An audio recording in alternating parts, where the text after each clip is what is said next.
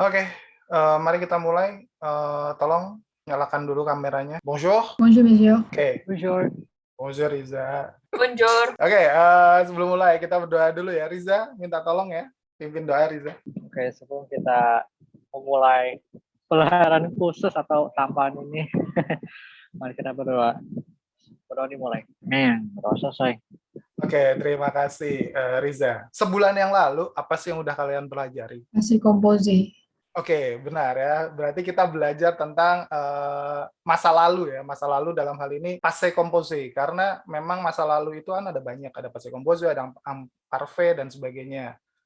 Cuma memang yang kita pelajari baru di passé composé saja. Untuk materi hari ini materi pertama kita bertemu. Kita akan belajar tentang obligation et suggestion. Oke, saya share screen dulu ya. Obligation et suggestion. Kira-kira ini artinya apa sih? Ada yang tahu nggak?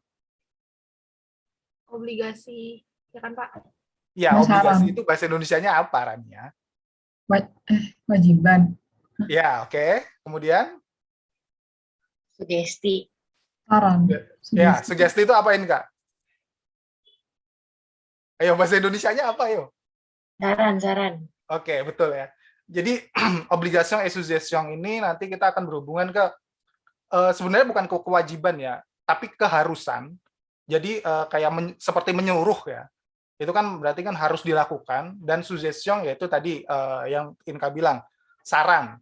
Nanti kita di sini belajar bagaimana sih cara menyuruh orang lain, ataupun memberi saran kepada mereka. Nanti kita akan pilah, dan nanti kalian juga lihat, betul, kalimat perintah, Sekar, betul. Tapi nanti habis ini kita lihat, yang ada di konteks ini, yang nanti video saya berikan, itu merupakan obligation kah, atau suggestion kah? Nanti kalian akan tahu ya, nanti rasanya akan seperti apa, bagaimana feel-nya. Oke. Sebelumnya, ini apa? Virus, Pak. Virus apa? COVID, Pak. Ya, yang lagi terkenal ya. Ya, yang sedang terkenal untuk saat ini yaitu COVID. Kemudian ada ini. Nah, pertanyaannya, ini tuh kira-kira apa? Kalau di Keharusan. Gimana? Protokol kesehatan. Satu-satu. Obligation, Pak. Keharusan. Kenapa tahu ini keharusan? Biar Harus menghindar juga protokol kesehatan, Pak. Ya, biar protokol kesehatan, Pak. Oke, ya betul ya, si Chantal juga dan yang lainnya. Ini prokes, betul. Ini saya dapatkan dari WHO langsung. Bagaimana cara nanti kalian akan mengira-kira ini tuh perintahkah atau sarankah yang diberikan oleh WHO ya kepada masyarakat untuk masalah COVID ini. Karena ya seperti yang kalian lihat ada 4 hal. Yang pertama, lavez-vous les mains. Kemudian yang kedua, couvrez-vous les bouches et le nez. Yang ketiga, évitez tout contact, dan yang keempat, consultez un médecin. Ya, kalian tonton dulu sebentar videonya tentang bagaimana menjaga prokes dalam bahasa Prancis. Kalau dalam bahasa Indonesia, saya yakin kalian semua sudah sering menontonnya ya. Oke, silakan perhatikan dulu. 7 conseils pour se protéger contre le nouveau coronavirus. 1. Lavez-vous régulièrement les mains à l'eau et au savon ou à l'aide d'un gel hydroalcoolique. 2. Vous ressentez l'envie de tousser ou d'éternuer? Faites-le dans un mouchoir ou dans le creux de votre coude, puis lavez-vous les mains. 3. Restez à au moins 1 mètre de distance des autres personnes, surtout si elles toussent, éternuent ou ont de la fièvre. 4. Évitez de vous toucher les yeux, le nez et la bouche. 5. Évitez tout contact direct avec des animaux vivants. Et si cela est impossible, veillez à vous laver les mains après le contact. 6. Ne mangez pas de produits animaux crus ou mal cuits. Et lavez-vous les mains. Nettoyez les surfaces et les ustensiles après usage. 7. Si vous avez de la fièvre, de la toux ou des difficultés à respirer, consultez un médecin. Oke, ada berapa cara untuk mencegah 7. corona? 7. Ya, ada 7 ya. Dari judulnya juga sudah jelas, ada set konsei pertama. Oke, sebelum kita bahas videonya, saya minta, semalam saya sudah minta kalian buat kelompok. Saya minta ke Andit nih, bikinin kelompok. Andit bisa sebutin kelompoknya dulu nggak, Dit? Sambil nanti saya share dokumen ini ke chat untuk kalian compare dulu, kalian bandingkan dulu yang cara menyuruh dan cara memberi suggestion ini, saran ini dengan kalimat yang biasa kalian pakai. Tolong Andit kelompoknya. Oke, kelompok 1 ada Bianca, Inka, Farel, sama Kenny. Kelompok 2 Rania, saya sendiri, dan Riza. Kelompok 3 ada Kania, Chantal, Adika, dan Sekar. Oke, guys? Oke, terima kasih Andit. Tapi ada 2 orang yang tidak hadir ya? Iya, Pak. Ya, jadi ini Farel sama Kenisha tidak hadir. Oke, baik. Di chat sudah saya berikan. Silakan buka dulu dokumennya. Nanti akan saya beri breakout room, ya. Jadi 3 kelompok. Silakan nanti kalian berdiskusi di dalam kelompok tersebut, ya. Apa bedanya sih antara gambar yang satu, ya, yang tadi 4 itu, dan gambar satunya lagi yang saya berikan di bawahnya? Silakan kalian besarkan gambarnya kalau tidak jelas. Nanti kalian lihat bagaimana perbedaan pembuatan kalimatnya dulu, ya. Oke, sudah dibuka semua? Saya buat breakout-nya. Yang atas tuh kalimat perintah, Cok. Iya. Pak. Ya. Kalau Pak, kalau yang atas itu buat perintah, kalau yang bawah itu lebih ke sugesti karena kalimatnya beda. Iya, bentuk kalimatnya Kalau beda. bentuk kalimatnya seperti apa? Kalian kan lihat tuh. Apakah ada perbedaan pembentukan kalimat atau apa? Coba nanti sedikit dianalisis juga ya. Itu diketik Pak di situ, Pak. Ya ketik aja, yang di kanannya kan ada tempat kosong untuk ketik itu. Kalian tulis apa yang kalian temukan lah, baik perbedaan pembentukan kalimatnya, terus mungkin fungsinya atau apa, silakan diketikkan di situ. Oke. Oke. Saya ke kelompok lainnya.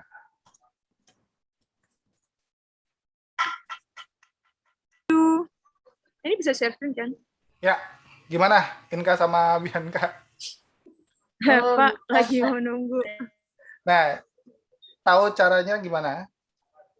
Itu kan, bentar. Ada 2 gambar tuh atas bawah. Ya, ini yang lagi di sini Inka ya. Aku juga, Pak. Kamu ada. Pak, saya, Pak. Rania, kamu kelompok berapa Rania? Kelompok 2. 2 ya. Oke, s'il vous plaît. Jadi saya cuma bacain aja kan, Pak. Bacakan saja.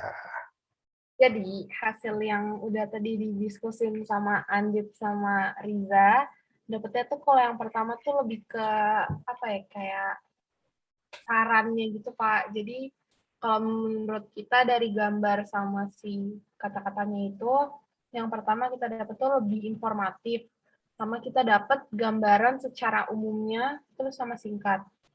Kalau yang bawahnya lebih kayak ke keharusan gitu, soalnya kalimat-kalimatnya emang to the point, tapi kan udah jelasin sama gambar, jadi kayak lebih menarik juga, terus lebih mudah dipahami sama lebih detail gitu loh Pak, untuk apa-apa kalau kena selanjutnya gitu sih Pak. Itu yang kita dapat Pak. Oke, kelompok lainnya ada yang mau menanggapi? Ada yang samakah atau tidak samakah? Kelompok 1 dan kelompok 3. Ayo, jadi nanti sekalian kalian juga mengungkapkan apa yang ada di kelompoknya. Ada nggak? Ini kelihatannya tadi kelompok 3 ada yang sedikit berbeda soalnya. Ini ada, ya Chantal, mau nambahin dari kelompok 3, kalau kita itu yang kita temuin, kalau yang bagian atas tuh kalimatnya ada EZ-nya di setiap kata kerjanya tuh ada EZ-nya. Terus dari infografik atau posternya itu sendiri tuh semacam instruksi gitu, kayak instruksi cuman kayak ya anjuran lah. Kalau yang bawah itu dia masih menggunakan subjek di kalimatnya gitu. Sedangkan yang atas kan tadi nggak pakai sama sekali. Terus bentuknya bukan perintah, kayak bukan perintah. Oke, Lebih ke baik. sugesti. Kelompok 1 mau menambahkan? Inka atau Bianca? Yang saya dapat cuma kalau yang atas itu lebih ke perintah, kalau yang bawah itu larangan. Jadi lebih ditekankan kalau yang larangan gitu. Oke. Ada itu aja. Terima kasih. Baik, sebenarnya dua gambar ini intinya sama. Cuma memang beda, tadi benar sekali apa yang dikatakan oleh Chantal ya. Beda di penggunaan apa ya? Kalau dalam bahasa Prancis itu namanya mode. Ya. Kalau yang di atas itu yang menggunakan imperatif dan di bawah yang menggunakan indikatif présent, sama yang seperti ini yang selama ini itu kalian gunakan. Makanya tadi betul kalau kalian lihat dengan jelas di sini masih ada subjeknya. Je ne sers pas le main, je n'embrasse pas. Berarti saya tidak salaman, saya tidak pelukan, saya tidak ni je touche ou je ternu dans mon coude, dans un mouchoir. Jadi saya batuk, saya bersin di sikut, kut itu sikut ya, dan mouchoir itu apa? Sapu tangan. Dan sedangkan yang ini, yang di gambar pertama itu ya, kalau yang di gambar kedua ini akan seperti menjadi ya, pokoknya itu yang saya lakukan. Kalau yang ini kesan pemberiannya akan lebih tegas ya. Yang pertama, lavez-vous les mains, cucilah tangan ya. Maka kesan ketegasannya itu ada ya. Makanya tadi subjeknya juga tidak ada. Tapi nanti kalian bisa mengira-ngira bahwa perintah ini ditujukan kepada siapa sih? Nanti ya, nanti di bawah akan kita bahas tentang imperatif sedikit, bagaimana pembentukan kalimatnya, bagaimana itu ditujukan ke siapa, itu nanti ada. Ya. Jadi memang ini sebenarnya sama isinya, semuanya adalah perintah atau saran, tapi lebih ke penulisannya saja yang berbeda dan kesan dari ketegasannya yang berbeda. Oke, terima kasih. Tapi sudah baik sekali kalian semua mendapatkan informasi yang cukup. Ini juga si Inka, walaupun tadi sendirian ya melihatnya dengan Bianca, tapi mendapatkannya sudah cukup bagus. Oke, baik. Untuk yang terakhir ke evaluasi, tadi sudah semua. Silakan. Ini Google Form diisi. Dikerjakan maksudnya. Ini bisa cepat selesai kok. Hanya ada 10 nomor tentang pemahaman yang ada di gambar. Silakan kerjakan sebelum kita menutup pelajaran hari ini. Kerjakan dulu ya, saya beri waktu ya 4 menit lah. Kalau sudah, oke, kita kesimpulan dulu hari ini. Apa yang sudah kalian pelajari hari ini? Tubuh manusia, Pak. Oke, anak IPA banget dah Rania. Halo. Yang lainnya? Halo. Ya. Ayo, selain tubuh manusia apa lagi? Saya lupa, Pak, tadi yang awal. Imperatif. Oke. Inka, protokol, Chantal, keharusan, ya betul, keharusan atau saran ya tadi yang saran yang diusulkan oleh WHO tentang bagaimana menjaga jarak dan mencegah penularan COVID ini. Oke, itu saja mungkin hari ini. Untuk pekan depan kita akan belajar masih di seputaran ini. Nanti akan ke step berikutnya, kemampuan yang lain, karena ini kan baru ke pemahaman saja. Oke, sebelum diakhiri, Kania, saya minta tolong pimpin doa ya. Sebelum mengakhiri kelas hari ini, mari kita berdoa dulu. Berdoa dimulai.